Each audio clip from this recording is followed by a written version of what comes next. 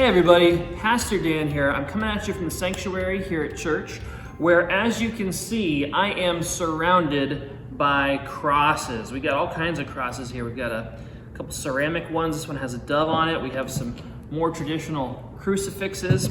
We've got a cross that's a clock. We got crosses from the sanctuary, crosses from my office, a whole lot of crosses here. You know, the cross is probably the most sacred symbol of our faith. It's certainly the most well-known. You see crosses practically everywhere you look, on buildings, on jewelry, necklaces, tattoos, clocks. Everywhere we go, especially in our culture, it's common to see a cross. And when a sacred symbol like that becomes so common, so well-known, so ubiquitous, it's easy to forget just how sacred the cross is.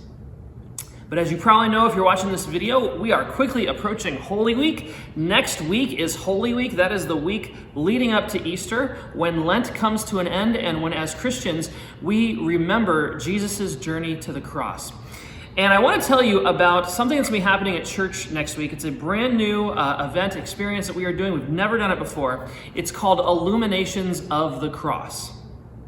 It's next Thursday and Friday. This sanctuary of ours is going to be transformed. You might not recognize it when you walk in here.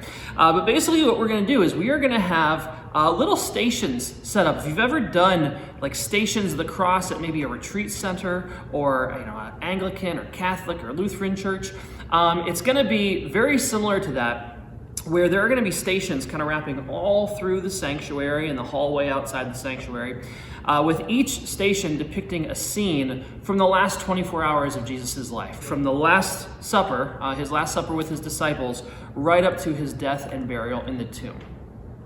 At each of these stations, there's going to be some artwork, there's going to be some scripture readings, and there's going to be some sort of interactive element, something that you can do, touch, reflect on, pray about as you work your way through these stations. It's going to be a very powerful time. It's going to be a very meaningful time, very immersive, very interactive, and something that's going to be new, I'm guessing, for just about all of us here at our church. The event is going to be happening next Thursday, Maundy Thursday, from 5 to 7 p.m.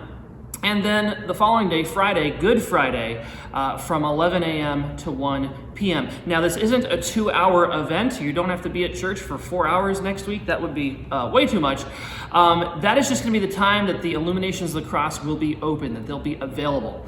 You can show up anytime in those two-hour windows, either on Thursday or Friday, to walk Illuminations and experience it for yourself.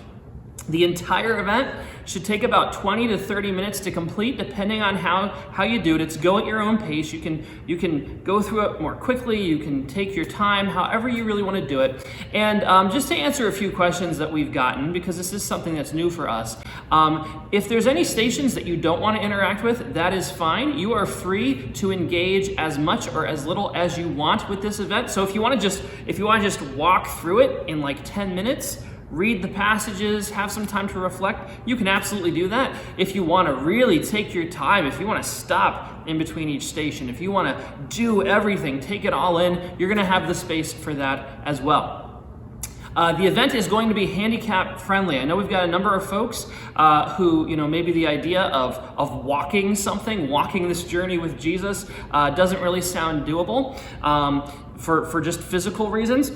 We've got a motorized scooter here at church that is going to be charged up. It is going to be able to access the entire event, so that will be available if you need it.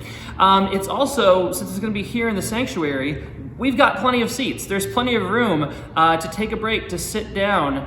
Even if you got a walker or something, or maybe you're just not getting around as quick as you used to, you are going to be able to do this event and get something out of it.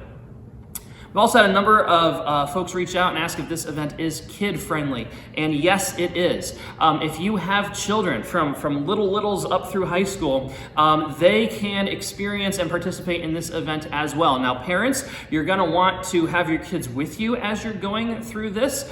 This is going to be a sacred space. There might be, for some of the little kids, there might be a few activities that maybe they're not up to, or maybe they need some assistance to do. But, please bring your kids to this. They will get get something out of it. And parents, I know if you go through it with your kids and read the readings to them and explain things and answer questions, you are going to get a whole new layer of meaning out of this event as well. Again, it is next Thursday, Maundy Thursday from 5 to 7 p.m.